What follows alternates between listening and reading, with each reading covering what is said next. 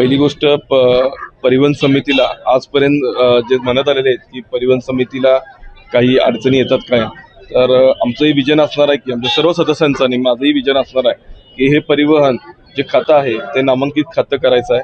जो मिळालेला कालावधी आहे त्याचा अवसर चांगला घेऊन एक चांगलं विजन ठेवून काम करायचं आहे.